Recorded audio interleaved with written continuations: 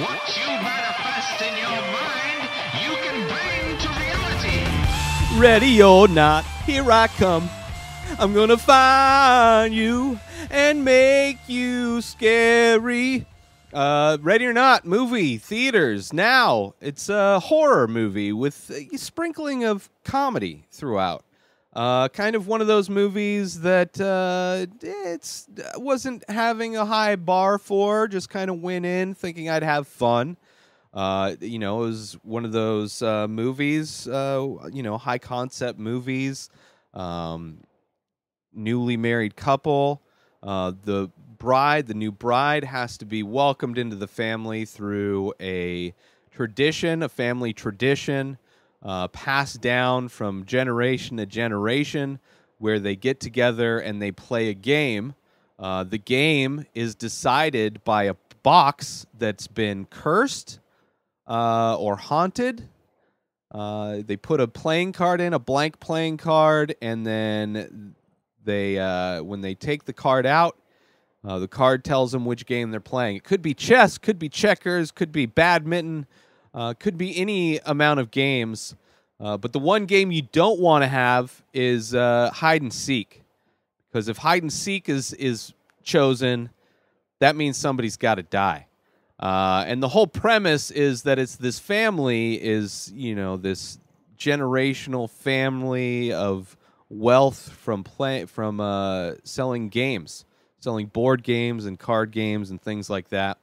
And a long time ago, when the business wasn't doing so good, the dad, the father, the grandfather, one of those people in the family decided to make a deal with the devil, I guess. I mean, they didn't use the name the devil. They said a different name, but they had to make a deal with this person, and the agreement is that the family would have to play this game every year?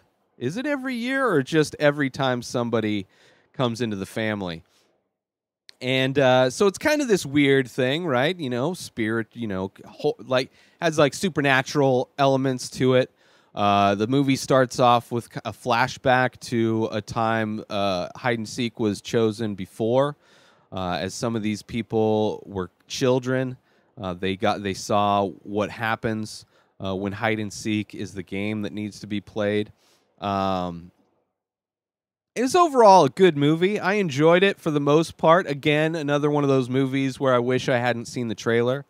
I think it's kind of weird because the comedic moments in this movie are definitely, man, it's very much like a dark comedy in a lot of ways, but then not really a dark comedy in some ways. Like, it's a movie that I don't know if it's trying to be a dark comedy or if it's trying to be a thriller.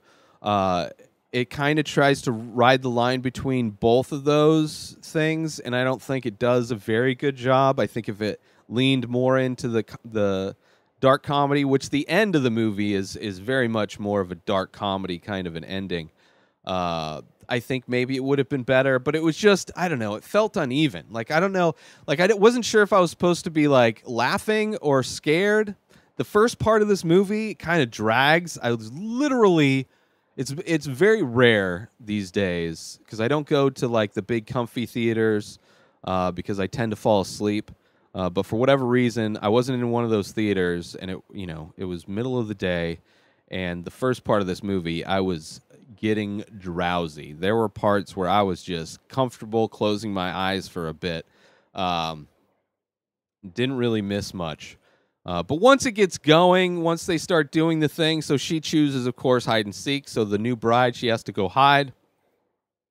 And if she can stay hidden till sunrise, then she survives.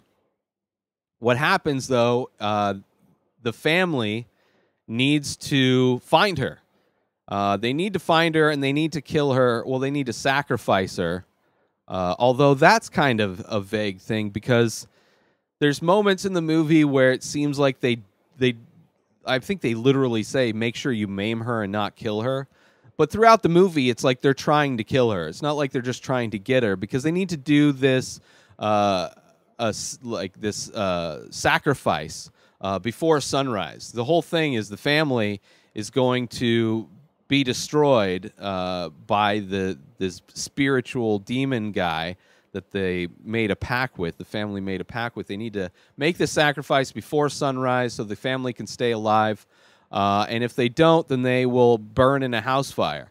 Because that's what happened to another family that made a similar deal with the same guy and didn't follow through on the contract.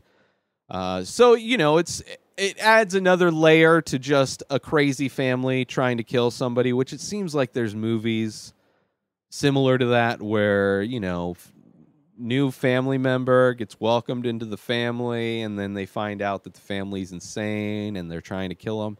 It's probably a lot of movies like that. So it's, you know, very big cat and mouse. It's their giant mansion, and she's, you know, running through hidden doorways and things like that. And at first, her husband was in on the game, and then he's trying to help her.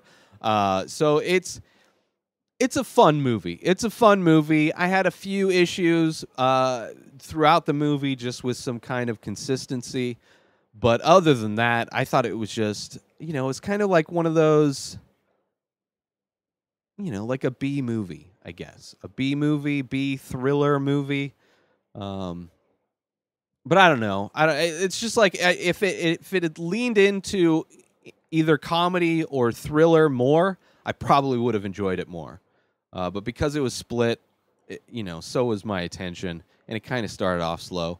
And there's some instances like she finally gets out from the property, but then isn't able to like stay hidden. Like there's some things where it's just like, okay. It's like she's gotta get brought back somehow. So we gotta bring her back. And then this thing's gotta happen. It's just like, it felt like it was a short film that they had to turn into a feature-length film, which the director of this, one of the directors of this, does mostly short films, or has done mostly short films. He did one of the parts of the VHS series, which is like a horror collection of horror short films, which those are fun. I don't know specifically the one he did. I probably saw it, but don't remember it exactly. But it really kind of feels like that, where they were trying to fill in a short film, because it's a fun premise.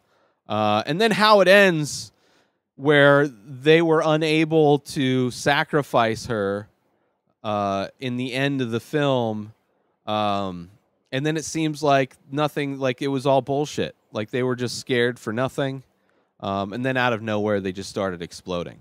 Kind of like the movie where people's heads started exploding, and there was like geysers of like sprinkles and glitter and paint popping off everybody's head, where it was just kind of like this. Was that the Kingsman? Was that movie? I think it was, where people's heads just started blowing up and it was like set to music. It reminded me, there's a few scenes in movies, I think, actually, that have a similar scene like that. But, you know, when people started exploding, it was funny. You know, the way it was filmed like a comedy.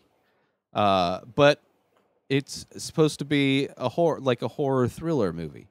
But I enjoyed it. So in the end, the devil's real, I guess. He's the devil. And everybody dies, she lives. So it was it was okay. It was okay. It wasn't horrible, wasn't great. I didn't hate my time at it. It was an interesting premise, which was good.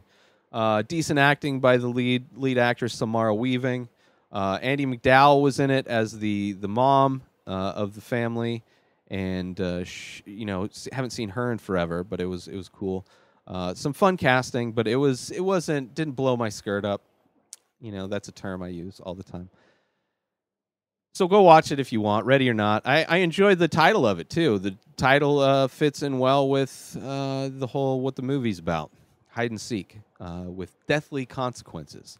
But that's it for this episode. Check out new episodes of The Ray Taylor Show every day. Subscribe on IGTV, YouTube, and everywhere else podcasts are found.